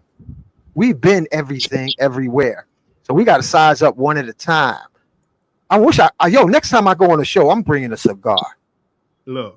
No, man, it's look. My ancestors demanding it, OG. Look, when I get off, I'm going to have mine. Look, that's how I decompress, listening to the ancestors. And every time, I promise you, I get some sort of download a message. And this is shout out. I can't remember the brother who turned me on to it like recently it was actually from a community college master's class event that I did. But the brother invited me out to chop it up and network, and he was a cigar guy. And he turned me on. I'm like, yo, I rocks with this because I'm like, yo, the downloads is crazy. Like they crazy. Tuesday. It's Tuesday. It's Ogun Day. Monday and Tuesday. Get us like cigar that cleanses out the bad energy out your house. Alegua Shu loves cigars. Ogun loves cigar. Right. You know what I'm saying? I tell you, look, the tribe know. We took care of that shoe real heavy today, and we definitely did do that too. Like for real. But nah, that's real talk though, bro. Like for real. Yo, Elijah, next time we do a show, we got to get our cigars, bro. So we can do our crowns and we can blow smoke into the screen. Listen, I'm going to tell you, there's a sister who's really crazy, supernatural, powerful. Her name is Sister Myra. I've heard of her. Yo, Sister Myra be messing up folks. Sister Myra be messing up folks' computers. She messed up Brother Rich computer. She like a slim. Tell Sister Myra I need to talk to her. That's the I think I seen her. Yo, she's magical, man. I'm gonna get you. If you don't have a number, I will give you her number. Hey, listen, Baba, you give me anybody that you feel like will be in alignment, you know I'm with it. And shout out to Stone, because Stone, shout out to Adeyemi, he was on here earlier. There's several brothers and sisters who they do their best, like to go out their way to hook people up to bring on this show, man. So anybody that you feel like is in alignment, I'm all for it. I will work with anybody because I'm really collaboration over competition. Everybody can't say that. They got some other Sister Myra the one that teach you about the feathers, G. You're Orisha Gabby? Yeah. Yes. She the one that teach you about the feathers. Like we got stones, she teach you about the feather magic. She don't play. Logi, show your feathers. Look at Logi's feathers. I gotta make my stuff arm reach because he got his all around him. I know that's right. Yo, and we gotta have feathers, and then take a toke of that cigar. Hey, anybody got some Cuban cigars? Listen, I just ran out, but I got then fan it into the screen. Man, I'll show you. Yo, OG, I really felt like we should have talked. I really wanted to get more into the stone with you, so I really want to do this again and run it back because there's a lot of stones we didn't touch. Say no more, bro. Listen, yeah, man. Listen, I'm telling you. I said say no more. Like if I didn't start early today and been like literally like working for real, like I've been working the shrines, bro. I've been working. This is look. Show him, Logi. Come up closer. Hold on, I'm gonna highlight. I'm in bed because as I sleep, it got the protection of the eagle, which in the cherub called dang. That's why it's not right now. This is why I'm today. Maybe I'll put it here. But I got 4 altars in this room here. Check this one out. This is my Egyptian altar over here. That's tough. That's tough. Yo, I didn't even get a chance. We didn't get into the Xenon, man. Let me highlight him. Hold on. Look. You still got. Yeah, that's a powerful right there. That's beautiful. I want to highlight so everybody can see it, but y'all got it. Yeah. Go ahead, Stone. Both of y'all, man. My bad for taking y'all off. I just wanted to try. OG wanted to talk about the xenon bulbs. Okay, go ahead. You want to see the xenon? Hank, you got your xenon bulb? Listen, I don't normally do this on air, but today is one of them days I feel like we got look what Logi got. Ifa. We got to make some exceptions. That is dope. I don't know what it is. No. But I rock it. That's the Xenon. He put me on it. I ain't gonna lie. He put me on these. These are xenon bulbs, and he was breaking down. We were talking about protecting our black women and everything else. This protects our women. This protects us in a lot of different ways. But OG, now let me get out the way. OG, Uncle Hank, can you explain the power of the xenon bulb? Yo, there's a book called. I'm gonna give you the book. You can download it. Einstein doesn't work here anymore. Bye-bye. Real quick, respectfully, with the utmost respect. If I don't never do this, and anybody who's ever watched us, they know I've never done this, but I'm gonna do it tonight. If y'all don't mind, I don't never do it on air. I would love to run this thing back. If we could fit it into our schedule, I'll run it back tomorrow night, Thursday. You know what I'm saying? Like for real, because this is I love it, and I want to run it back ASAP, expeditiously, so that way I can get it tried. The whole, you know what I'm saying, like the whole, buffet, because this is dope, and I love it. So, all right, time for you to go to bed. So come get back to us. No. It's bedtime, y'all. Listen. Logi's trying to. But I'm trying to set it up now, and I don't never do this. I don't put nobody on blast, but because this like going there like that with us and the tribe, like the comments. The people want to know and they want to hear it. I don't want to be like the reason why the people ain't getting to see or hear. So if we can run this thing back tomorrow or Thursday, whatever, I'm with it. Just let me know. But I just want to make for sure that we can run this right back. That's it. Go ahead. On the bed. We let's do it again tomorrow. Oh, go ahead. You got it. Go ahead. Finish up. Orisha Stone, you want to do it tomorrow? Look, I'm just happy to be here, OG. Logi, you up for tomorrow? Possibly, because I got the bus tomorrow. But that's early in the morning. Well, you could sleep all day and come back tonight. I mean, tomorrow night. I'm getting sleepy now. Tomorrow's Wednesday, right? So if we can't do it tomorrow, what about Thursday? Because I'm gonna make it. Either one. Because I'm gonna wear my necklace. Listen, I'm gonna wear mine tonight. I messed around and ate some a peanut sandwich, and then had some crazy dreams with these xenon bulbs, man. I ain't gonna do that tonight. I'm gonna just see what a straight ride is like, because them peanuts, man, I can't mess with peanuts and xenon. I don't know. There's something about that. But wear these if you Orisha stone. See if you can tape it to your forehead or your crown, preferably your crown, and put your intentions in and see what kind of meditation you have, my brother. Sisters, if you want to have your two sisters sit upright, check the next show, and we're going to show you how to make your sisters anti-gravity. All right, because it's time. It's night time now. Listen, I don't even want to shut it down. I don't even want to shut it down. I'm just trying to be obedient. But when I tell you, like, I could go for like another 2-3 hours, but it just it's other. Yo, pace yourself, bro. Pace yourself. Pace yourself. Because it's night time, y'all. But finish what you had, because like I said, and everybody can like listen. I'm gonna give it to you, and I'm gonna give it to Baba Balal, and then also Stone. Y'all drop any and everything y'all want to before we get up out of here. Orisha Stone, take the mic. Shungite. We were talking about carbon-based stones. Let's talk shungite. Quartz. Right now we're in the season of pure intentions. Having your clear intentions. Don't get distracted. Turquoise. We really need to move with intention, move with wisdom. You know what I'm saying? Respect our elders, respect our ancestors. You know what I'm saying? Usually you give a prayer to the ancestors. We might have missed that today, but respect to the elders, respect to all the ancestors that came before us, the warriors, the Oguns, you know what I'm saying? All of them. Shout out to Ogun. Today's Ogun Day. Shout out to the great, respect to the Monte, the great mothers, all the great dragons, all the great serpents, Serpent Clan, Tumukawa, Washita, Chief Sky Serpent, man. Peace to the tribes. I say. Yo, Laji, show him your xenon. What your vibe is with the xenon Powerball, bro. This one I got from you. Well, I got all myself from you, Hank. This is and all of these really just take you deep into meditation. You know, I keep these on, right? But when it comes to meditation, I put it all on. Next, you know, I'm deep in. And we do our meditation classes Monday, Wednesday, and Friday.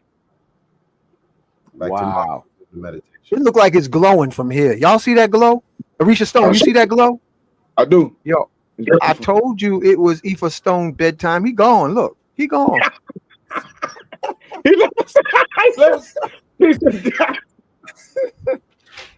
No, don't do me like that. Don't do me like that. No. No, look, I'm multitasking, man. Just multitasking, like I said. But nah, for real though. Right. Nah, normally though, we really do go we go heavy. But excuse me, I had an early start, and then I had a lot today. You know, all right, so go on to bed, man. Let's do it another night. No, I'm down. But like I want everybody to finish like drop some jewels or leave something for the tribe before we wrap it up though, and then then that way we can pick back up where we left off. But I want to make sure that because the tribe is loving it, I'm loving it, and it's funny because last night on the private community call, like it's a lot smaller audience, but it's a lot more. I feel like it's a lot more family oriented, and it's a lot more engaging because we're chopping it up in a very small intimate space, but we get to be a buck. We keep it 100. It just is what it is. And I had to share with them, like, yo, I'm learning on these calls just like y'all. Like, I give thanks to the ancestors for really forcing me to start this platform and for me to be obedient enough to listen and do it. Because every time we had the conversations and discussions, I'm learning just as much as everybody else in the audience. So I'm truly grateful for that because I appreciate how everything happens, organically. And we keep it real over here. So I was like, oh, wow. You see my little home slice? That's crazy. He's wearing his xenon. He don't want y'all to see it, but he got on his xenon too. Look, I might have to get something for my little homeboy, man, my little rider, like Chop. Because it's funny. I think when I called you earlier, I think you was doing something with him earlier when I had hollered at you. Yeah. He gave y'all a shout, But, yes, sir. Yes, sir. Yeah, let's do it. Let's wrap it up. That's what's up. Well, you said one more thing, family. I don't go to no church, but call on Archangel Michael to protect your nieces, nephews, family, friends, and loved ones. Protect them. Keep their shield up, because we near the burn of the year of fire. And you know, I saw somebody put that this is the year of the snake, and let's ride the dragon. Let's ride the dragon because we are everything. Let's get it. Logic, what's your final word? Worship yourself, kneel to yourself. God exists in you as you. Ashe. Ashe. Nah, I love it. I don't know what happened to Stone. I'm not sure if like the technology in again or whatever, but I wish I would have he would have been here to be able to drop his last, final thoughts, or maybe he did, but we definitely got the tribe, doing their thing. So I'm gonna share a couple of these comments real quick, and then for me, I'll just I'll drop my little 2 cents too. And you know what? Shout out to, I'm not sure which one of y'all, but one of y'all was saying about like I am, right? And when you were saying that, I think it was about, we were talking about the Kemetic, the hieroglyphs, and how like they began and ended, excuse me, they begin and ended with I am. And I don't know if I could find it. I hope I Nuke can. Poo Nuke. They start with Nuke Poo Nuke. I am. Nice. That's what Baba Haru Ra-Ankh Samaj taught me. Wow, years ago. He said it was on the walls. They start with I am. So family, that's just the science. Because we, like Muhammad Ali used to say, he said, I am the greatest. He said, I said it until I believed it. Everybody say they all sleepy. Y'all, we all ready for night. Nah, but Logi's ready for night because he gonna get up in 3 hours and start chanting, folks. Listen, so I'm gonna tell you how powerful spirit is when we're in these Ashe streets, man. So when you said that about the hieroglyphs and about the I am, right? I was like, yo, I wrote a spoken word piece called I am. If I could find it, I'm gonna wrap up the show with that. And guess what? I just found it. So with that, I shout out to Stone because I don't know if he was done or not, but I'm gonna go ahead and drop it and wrap it up with this I am. I've never shared this on the podcast, but I'm gonna share it tonight. So before I get into it, man, I want to definitely give both of y'all a shout out. I appreciate all the love. I appreciate the jewels, the wisdom, the understanding, overstanding, understanding.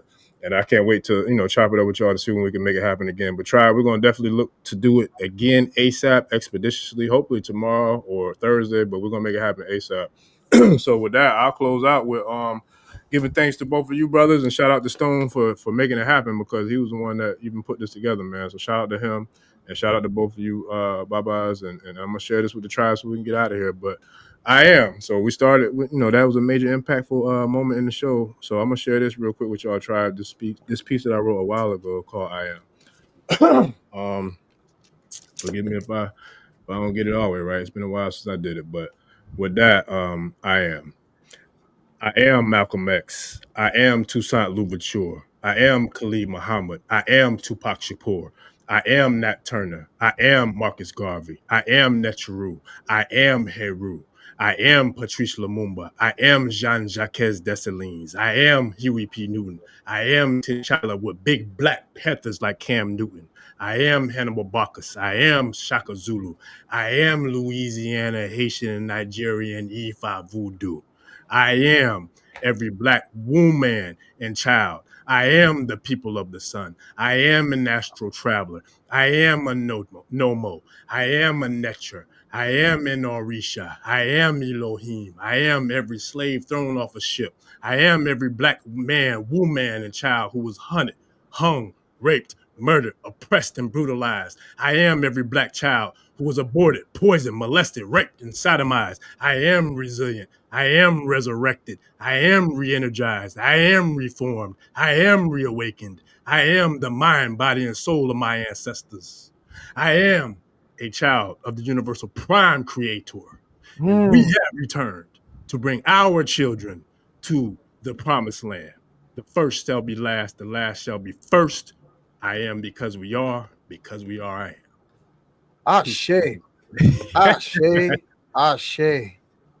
Yes, sir. Aho. Donada. Wado. Amen. Amen. So let it be spoken. So let it be done. Ashe. Ashe. Ashe, family. So we'll see y'all in the next episode, tribe. We out. Odabo. Peace. Peace.